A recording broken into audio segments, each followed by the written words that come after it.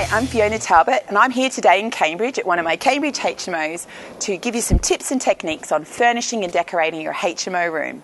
HMO, of course, being House of Multiple Occupation. Just to give you a background on this property, I bought this as a 4-bedroom quite a few years ago, and I was originally renting it on a single occupancy basis to a family for £1,100 a month, and it rented quite well. But I decided to turn it into a 5-bedroom HMO, and it now cash flows £2,450 a month, less £500 or £600 running costs. So it's a great little cash flowing HMO for me. So let's go inside and look at how best to furnish your HMO room, okay? So we're inside the property. This is the living room, which we've converted into a double bedroom.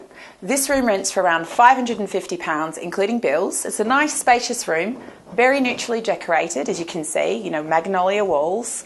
And we have a double bed. We do supply the mattress.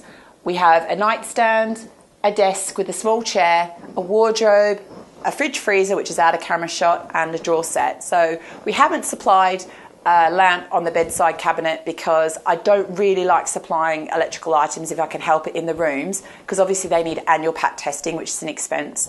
So in the early days in my HMO career, 9 years ago, I would go to charity shops and I'd go around a couple of different shops and I'd source furniture cheap and affordably from there. But then you have to transport it to the HMO. It's hard to get items that are matched. I then went on to IKEA, which was great. I could get matching sets and all that sort of thing, but again, flat packed, and have to transport it from the IKEA to the property and pay someone to put it together, or if you're handy, do it yourself, which is obviously time and expense.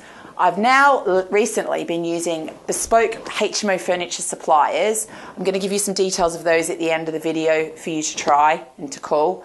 And I find them a great service.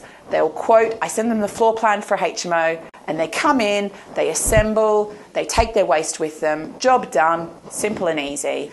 So when you get the furniture pack from the HMO supplier, you can often get a mirrored wardrobe upgrade. I haven't actually done this in this room because I wasn't aware of it when I furnished this particular room, but I would definitely recommend going for that. It often costs just £20 to put a mirror attached to the front of the wardrobe, and it's definitely worth it.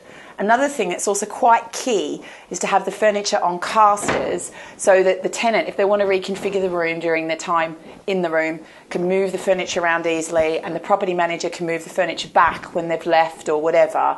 We've also got a small desk here, and my tenant market in this property is professional or mature students. So we've got the space, so we've done that extra touch of supplying a desk and a chair.